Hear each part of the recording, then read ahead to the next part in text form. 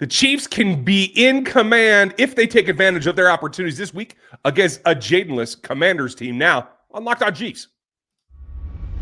From the land of the free and the home of the Chiefs, this is the Locked On Chiefs podcast. Welcome back, Chiefs Kingdom, for your Red Monday edition here. We're brought to you by GameTime. Download the GameTime app, create your account, and use the code LOCKEDONNFL, all one word, for $20 off your first purchase. We're going to have a good time here as we preview Chiefs versus Commanders Monday Night Football back in prime time. We will be live for you after the fact, so don't miss that as well. But we're going to go through the X factors that can change this game and our predictions. That's coming up later in the show. Before that, what are the matchups on the field that they have to win to get this W? And we will start right now with where they are. Open opportunities that they can take advantage of for the Kansas City Chiefs, who were down and out for a while, especially across the league. We're going to walk you through it. We've been doing this together for 9 years and covering this team up to 15 for each of us. I'm Ryan Tracy, the founder of Rogue Analytics and Performance Consulting, as well as NFL33.com and RGRfootball.com, along with my partner, Chris Clark, who runs KC Chiefs Corner. You can find him there. That is what we do, is cover this team, ups, downs, around, about, and everything else. If there's breaking news, we're going to give it to you. It's going to be on the text line at 816-357-8781, and you can get signed up there right now if you like. So, job number one, take care of business. And I think that's probably opportunity number one, is to solidify the fact that you've been able to put down teams, hurting teams, out of their misery. I think this is a perfect opportunity for Andy Reid to put the rest of the league on notice that it wasn't a fluke or two, that it wasn't, hey, we were just going to try to make sure that we got ourselves right this game and we did this game. We are going to run down bad teams. And if you are a good team that happens to be losing a couple of players and not able to play us, we're still going to run you into the ground. I think this is the ability for the Chiefs to make a statement game on Monday Night Football. And they absolutely need to make a statement. They have the chance to be tied or close to first place in the AFC West if the Broncos lose. The Broncos, as of right now, haven't played yet. We will see how that turns out. We're recording this before the Broncos play the Cowboys, so possible that we know the results when you watch this. But at this point, we do not. I would imagine that Kansas City is going to be in a position over the next couple of weeks to be in first place of the AFC West regardless, just because of the way things have gone so far this season. And at this point, you play the teams that are in front of you. It doesn't matter that Jaden Daniels isn't playing. I mean, that's not the Chiefs' fault. They didn't do anything to keep it that way. And this is a team that you should beat. It shouldn't be a question of are the Commanders going to beat the Chiefs on Monday Night Football? It should be Kansas City. This should have been a good game if Jaden Daniels was playing. Without Jaden Daniels, it shouldn't be a game. This should be a 2-score ball game. We'll see whether or not that happens, but it should at least be a 2-score ball game. I would think so. And yes, you're going to most likely see Terry McLaurin for the Commanders. You may see Debo Samuel. We'll see there. But getting them the ball is still a challenge. And nothing against Marcus Mariota. He has had good games against this team before. We're going to get to those matchups here coming up in a little bit. But you should think that without your number one quarterback, this team and the way this defense has been playing, they should be able to take advantage of that. The only thing that I have a concern about is, and my second opportunity here is to make a statement that, hey, we know that we've been weak against the run for the last few years, and this is a team that needs to run the ball to win this game, particularly with the two guys that I think kind of are more change of pace. They're not the lead back, which is funny to say that I don't think the lead back's the one you worry about. It's the guys that come into short yardage, the guys that named Bill that make strange plays, and a little bit of passing game out of the backfield. But that's really how I see where the Chiefs are a little bit vulnerable to this team, but they have the opportunity to say, hey, yeah, we know we have been, but we can stop it when we need to as well. And I think that goes even further to bolstering that this is a full team, not just Mahomes. I mean, you can question whether or not they can stop the run, but look at what they did with Derrick Henry. And yeah, the Ravens didn't run as much as they should have. I get that. But at the same time, this defense has shut down the run to an extent so far this season. So I expect that they should be able to do that again on Monday night, especially when you know that has to be the game plan coming in. The one thing I will say, and I think this is one of the things that played against Kansas City in Brazil, was I think Kansas City thought that the Chargers were going to come in and be a running team, and they came out and they passed.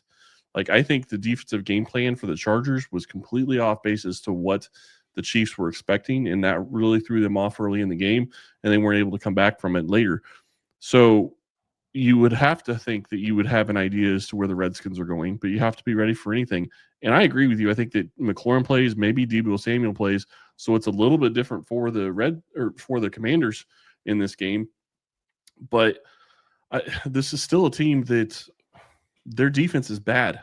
And when you start looking at opportunities, that's where you really need to be focusing. Yeah, your defense should be able to take care of the Commanders' offense. I don't disagree with that.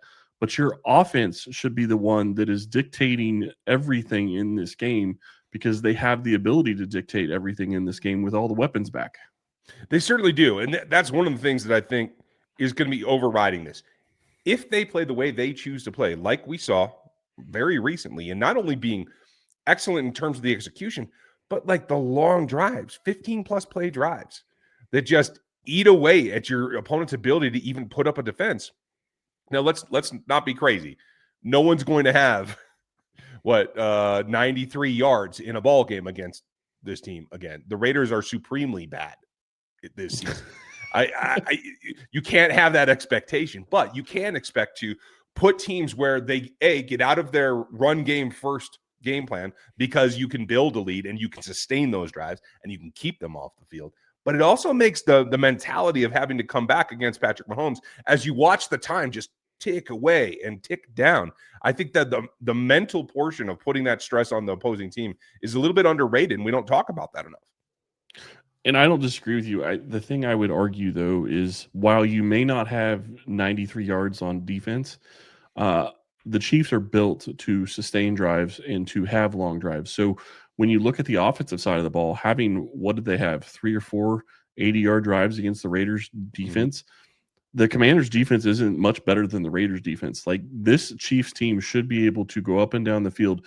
And while a quick strike and deep ball type offense is a lot of fun, look at what happened with the Raiders. They kept the Raiders to 30 offensive snaps because they held the ball for so long, and they just continued to move the ball down the field, little bit by little bit. I understand people are going to say that's not sustainable and you can't figure that's going to happen each and every week. Except for the Chiefs have been doing this for a couple of years now. It's not just this year. They've done this for several years. But the one thing that they have going this year that they haven't had in the past is they've started to connect on some deep balls. And I do think that that'll play into how this is going to go. And I will say one other thing that I think is kind of funny. I don't know if you saw this or not, but it looks like Trey Smith is probably not going to play. Josh Simmons is out. We know that. And it's cracked me up all week because I keep seeing headlines from different places that absolutely don't have a clue what they're talking about, saying that the Chiefs are going to miss their entire starting offensive line on the left side. I'm like, last I checked, Trey Smith is your right guard and Josh Simmons is your left tackle. So let's be clear on that. Like, yeah, they're probably going to be missing 2 starters on their offensive line. Don't disagree with you there. Yep. But not the same side of the ball. And Kingsley has been playing very well. Not Josh Simmons. Moore's been playing very well at left tackle, and Caliendo played well against the Raiders. And without Dorrance Armstrong on the Commanders, you have to feel better about Caliendo going against this Commanders defensive line. So I do think that this offensive line should be okay.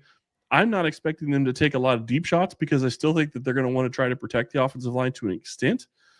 But it wouldn't also shock me to have them come out and try to, throw 6 or 7 down the field, because guess who's on deck for next week? They want to send a message for that. Guarantee you they want to send a message for that. Absolutely. And that team is having some success today. What are the must-win matchups? Well, one of them is at right tackle. I'll tell you which side coming up next. By PrizePicks. You and I make decisions every day, but on PrizePicks, being right could get you paid. Don't miss any of the excitement of this sports season, whether you're following the NFL, NBA, or both. There's no better time to jump in on the action. If you haven't tried it yet, PrizePicks is the simplest way to play. Just pick more or less on at least 2 player stats, and if you get them right, you win. It takes less than 60 seconds to make your lineup, and you can play anywhere PrizePicks operates, including California, Texas, and Georgia. Using PrizePicks during football Sundays and NBA tip-offs, it keeps every game exciting. I like picking my favorite players like Patrick Mahomes and Travis Kelce to see how my predictions play out. The new Stacks feature is a game changer. You can now pick more or less on Steph's points, threes, and assists in the same lineup. Plus, if one of your players leaves early with an injury, the injury reboot saves my lineup from a loss. Download the PrizePicks app today and use code LOCKEDONNFL to get $50 in lineups after your first $5 lineup. That's code LOCKEDONNFL for $50 in lineups after your first $5 lineup. PrizePicks, it's good to be right. Let's be real. Making excuses doesn't solve anything. We've all heard them before. It's just stress. I'm tired. Or it happens to everyone sometimes. But when it comes to performance, sometimes your body just needs a little extra support. And that's where Rugiet comes in. Rugiet.com offers fast-acting, doctor-prescribed treatments for ED designed to help you stop making excuses and start making moves. Rugiet makes it easy to get started. You just connect with a board-certified doctor 100% online. No awkward waiting rooms, no in-person appointments. If prescribed, your treatment ships discreetly straight to your door. The process is fast, simple, and private, and it's all handled by real doctors. It's about confidence, connection, and getting back to the moments that matter. Visit rugiet.com/LockedOnNFL to get 15% off your first order. That's rugiet.com/LockedOnNFL. And don't forget to use our code LockedOnNFL so they know that we sent you. Rugiet, stop making excuses and start making moves. Cannot wait for Monday Night Football, but let's get into the matchups that are going to be must win in this game. Who you got first, Ryan? It's real simple for me. You have to be able to attack the quarterback, and I am going to look at it from the Chiefs' defensive point of view. I know everyone's shocked. Shocker. It comes down to a couple of things. There are some good players on this Commanders' offensive line. That is not really in discussion. That's clear. Sam Cosmi playing very well at right guard. Laramie Tunsil is whatever you think of him. He is a little bit more volatile, but he's been pretty stable this year out there. A couple of pressures last week from each of them, but nothing to be thinking that it's a chink in the armor. So you have to look at that, which is in some ways bad because I like to have one side of the line that you can overload and take advantage of. But in this case, it's a nice matchup for Chris Jones yet again because you have the left guard in Chris Paul that is not playing particularly well, gave up some pressure himself. And the most pressure came at your next position of strength for the Chiefs in attacking the right tackle because Josh Connerly gave the most pressure last week and I believe the most for them this season at this point. Now, Connerly is a big dude. My draft eval, another rookie, another guy that was in the conversation, had Josh Simmons not fallen to this team, would he have been one of the options? He would have. And I think he can play on the left if he had to. He's playing right for them. But my biggest takeaway from his particular eval is that he plays high, he keeps his pads up, and he has trouble sinking in order to meet a power pass rush. And looking at the last two games, I don't see anything that's changed. I don't see a ton of development for him. So I still think you can attack him the same way. I think George Karlaftis is the guy that needs to go after that and be prime George. Like, get off the ball as quickly as possible. Don't play your normal game. Go attack the kid. And I think that they can make a lot of plays there. Yeah, and to me, I'm going to flip it over to the other side of the ball, and I'm going to look at offense. And this is continuing a trend for me. This is a situation where your Chiefs wide receivers have to go out and establish who this team is early on. And you finally get Rashid Rice back for a second game in a row. You have Xavier Worthy, who's playing well. You have Hollywood Brown, who seems to have found a really good role as the team's third wide receiver. And, we're not even talking about Tyquan Thornton anymore, who started the season on a tear and is kind of taking a step back the past couple of weeks, which you kind of expect based on who's on the team and who's available. Like, I get it to that extent, but it's still a guy that is going to be a threat in this offense regardless. And this is a team that you should be able to go out and you should be able to score 30 points again and have another game where you're scoring 30 points on offense. So to me, it's a question of, can the wide receivers go out there? Can they attack this Washington Commanders secondary? And can they take advantage of any of the mismatches they get and take advantage of the things that I know Andy Reid is going to be trotting out there? Because I said this in the first segment, and I'll say it again here. I guarantee you they're putting stuff on film for the Bills to look at and have to prepare for. That's just Andy Reid. That's who he is as a coach. He's going to do that. So you're going to see something in this game that you probably won't see against the Bills, but they're going to make them prep for it. And you may see stuff that they haven't shown any other time yet because then the team has to prep for it. So I want to be clear. I also don't think that there's any chance that we see Gardner Minshew and Patrick Mahomes in the game at the same time. I think that was more of a Raiders thing. I love the play design, love the thought process, but don't think we're going to see that again. But I do think we're going to see a little bit of a different attacking style for the Chiefs, because they're getting this should be a game that they should run away with, and I hope they're not overlooking this team, but this offense should be able to handle the Commanders pretty easily. I feel like that should be as well. And I feel like this is another chance to take a step forward in the run game, because Daron Payne has been out of practice all week. He is listed as questionable, but my guess is he tries to go, but he's playing through a foot issue, a toe issue in particular. They wouldn't call it turf toe. So I find that interesting. But for a big man that size to not be able to push off effectively, it affects your game with obviously every step that you take. So I do think that that's an opportunity, especially over Kingsley, who I think is one of the better run defenders. He and Creed together are going to be able to open some holes for you. And if Isaiah Pacheco can continue to take advantage, and they continue to put Rashard Smith in a position where he can not only run between the tackles, he has earned that from me. I was not sure that he'd be capable in there at the NFL level when the season began, but he has worked on it. I think he is able to run inside. And clearly that is just another misdirection for when they can get him to the edges or get him in the pass game. And I think you have to attack whatever hole is made by Daron Payne's absence. Yeah, and I think that you continue to look and try to take advantage in that regard. I was looking to see Kareem Hunt looks like he is a full participant as well, so it looks like they'll have both of their running backs. I was curious to see whether or not this could be the same time, the first time that we actually see Mitchell, but it doesn't appear so unless something happens pre-game that we don't know about right now. So it does look like they'll have Kareem Hunt, and I think that that's a big thing in this game. The other one for me, though, and this really is going to be what it comes down to, is can the Chiefs keep Patrick Mahomes upright? And I'm talking left tackle. Jalen Moore's played well. Jawan Taylor's played pretty well the past couple of games. So I think you feel pretty good about both of those guys in this scenario and in this matchup. But you absolutely want to make sure that you continue to keep Patrick Mahomes' eyes downfield, because when he has been keeping his eyes downfield this season, he has been fantastic. And again, I think if they don't find a way to beat themselves, this should be a game that isn't really even close. Yeah, you have to take care of your own business. Mind your shop. Mind your drives. Execute your game. That is maybe the must-win amongst all of them, is the fact that you have to come out and ignore who you're playing and just be you, especially on the offensive side. I think the defense has to be a little bit more reactive. We'll talk about some of the matchups that could be X factors here in a couple of minutes. But that secondary in particular, being able to be fluid and be interchangeable, that's also on you to be prepared. And it's not necessarily the opponent that takes that away. But there's always an X factor that could get your goat if you're not paying attention. What are they next?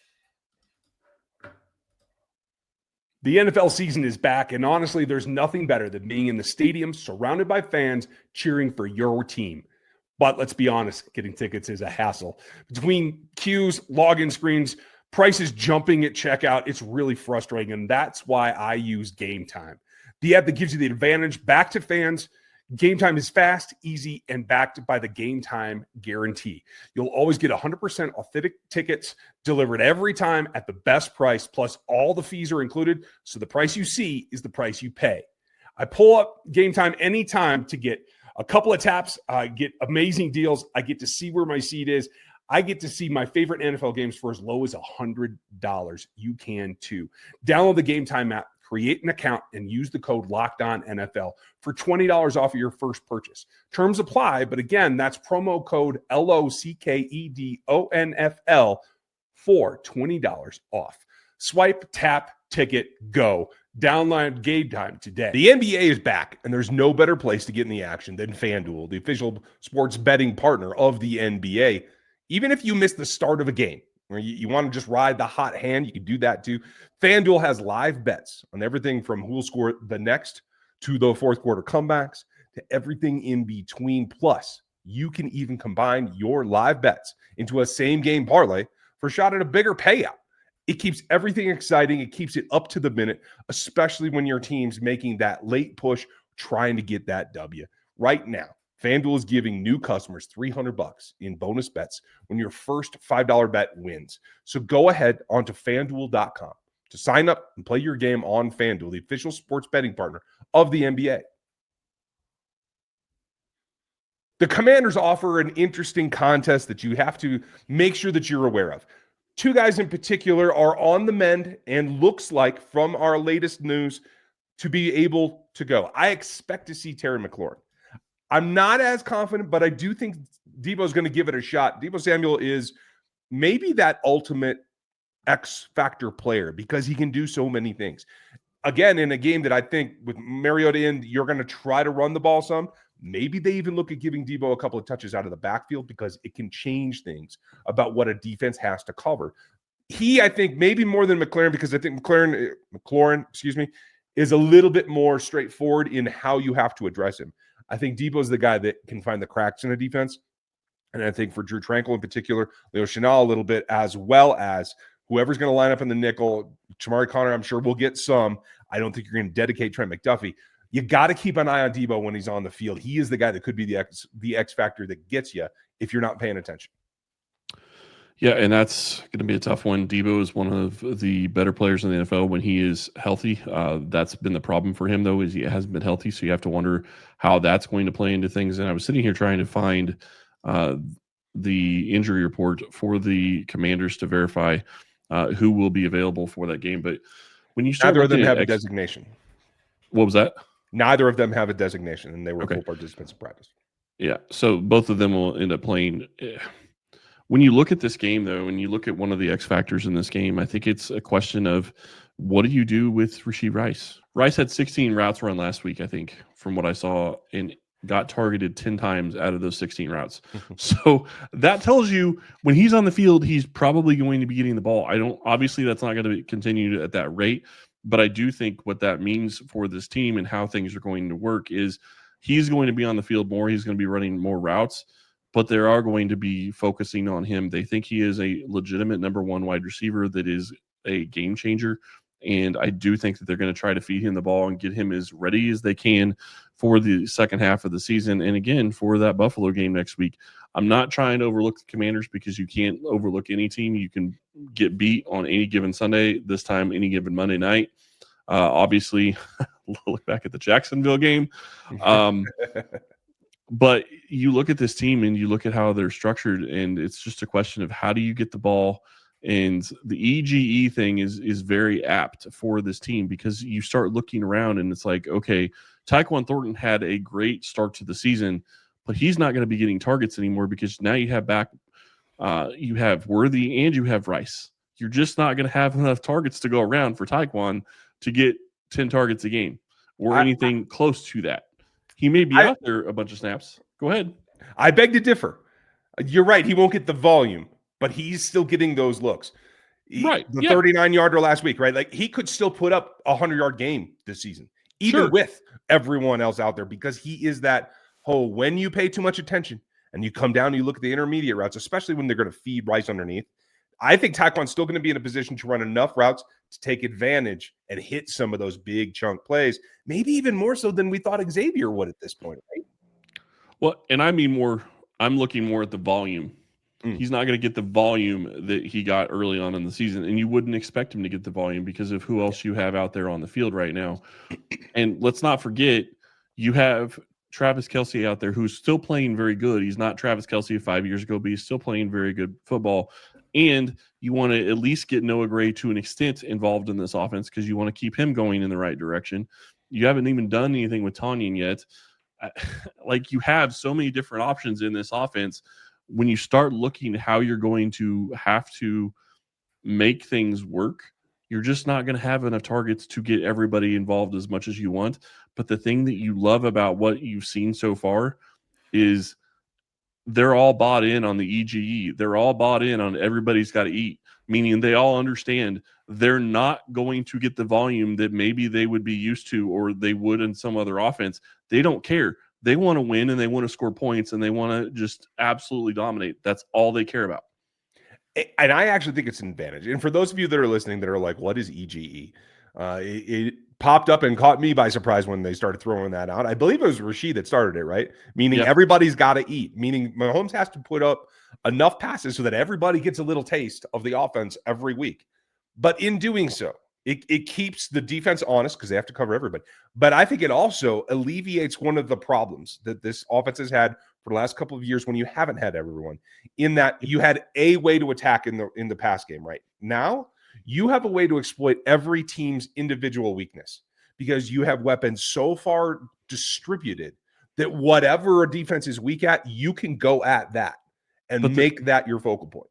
The thing I love about it the most is you have a legitimate conversation that could be had that there should be 10 different players probably targeted every single week. Yep.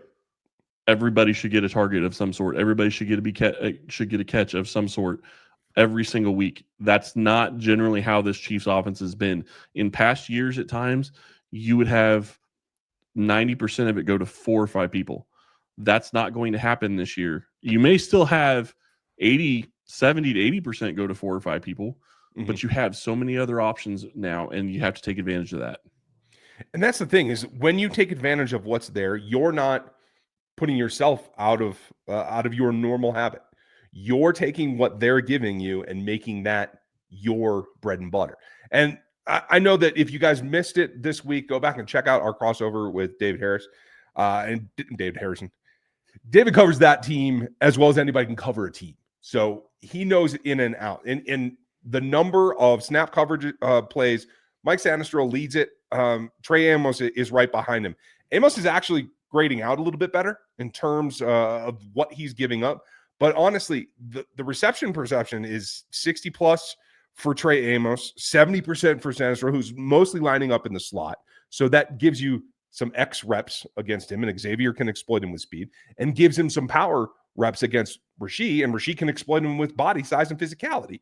So even though Mike Sanistro is a really good player, and I actually wanted him in Kansas City during that draft period, he is somebody that can be exploited in 2 ways by this particular offense, and I expect that they will probably try to do that. Yeah. And the other one is Lattimore, who is doing a little bit better than both those guys. But look at Lattimore this anymore either. What was that? But he's not Lattimore anymore either. That's not true. the one he's you not remember. The same player he was a couple of years ago, but he is still playing at a decently high level. I'm not going to say it's a very high level, but a decently high level. So this is a secondary you should be able to take advantage of with the weapons you have. And you need to be, again, sending a message for the rest of the NFL and sending a message to the AFC West. Like they have the past couple of weeks. This is just another instance of time to send another message. Yeah, I Chiefs agree. are back. I think when it comes to targeting that, you can hit all those guys. And the problem is the guy that's probably playing, at least in terms of trying to slow down the Chiefs, the worst that you could ask for is Quan Martin, one of their safeties, who does have 4.4 speed, but isn't necessarily able to keep up and has been the victim of some things this weekend, to tell you, or this season. 4.4 speed is slow against this team. Against this team, yes, it absolutely is, and that's part of the issue. He's a second-round player. I do think he has some upside to him, but he's another guy that Mahomes in particular might be using some of his vision to manipulate. Let's say. Let's hope for no more no-look passes. By the way, I'm not advocating that, but Patrick's vision is one of the things that he's very good at manipulating safeties in particular, and I think that Martin may be one that can be had. So. As far as what happens in this game, always fun for a night game. I think the Chiefs always rise to that occasion for the most part, except for Jacksonville. I don't know why that happened, and I think that they will remember the question of why that happened. So I don't think that they let it happen again. I do think that you get a little bit more, hopefully not as much Kareem Hunt, because I do think while he's participating, I think he's a little bit beat up. I want to see Smith. I want to see them get their shots in. I want the defense to just smother Mariota in particular, because if you take away his vertical escape routes, I think that he's able to be controlled, or way more than Jaden Daniels, but more than a lot of mobile quarterbacks that I think the Chiefs have faced. So in the end, I think they are able to put that together. I see the Chiefs winning 27-17. You're not going to go for 30 points in this game? I don't think they'll have to, and I'm concerned Andy won't keep the gas down. I think that it's because of who they play next week. I think Andy's going to keep the gas down. I hope so. I think I think he has just gotten to a point where he realizes that aggression is going to be something that is going to be needed from this roster. And they've played well when he's continued to be aggressive.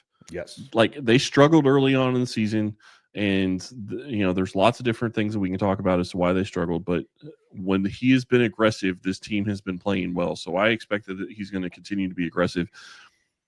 I agree. I think it's going to be a 2-score game. I think Kansas City puts up 31. Man, how much did they allow? With Mariota, that's the question. If it was Jaden Daniels, I'd say it's probably a 1-score game. But with Mariota, I would think that it's probably going to be a 2-score game. I'm going to go 31-20. Okay, fair enough. We'd love to know what you think. Does Marcus Mariota make the difference? What does this score look like? Put your comments down below as you get ready to prep for Monday Night Football. We would love to hear from you. You can do it here in the comments on YouTube or on X. You can always find us there. Thanks for being with us today. We're going to have a good time, and we're going to be live, as we always are, after the game. Even though we'll be a little bit late, be prepared because we will have everything breaking down for you with Matt Derrick from the stadium. Thanks for being with us today. Have a good one, and we'll talk to you then.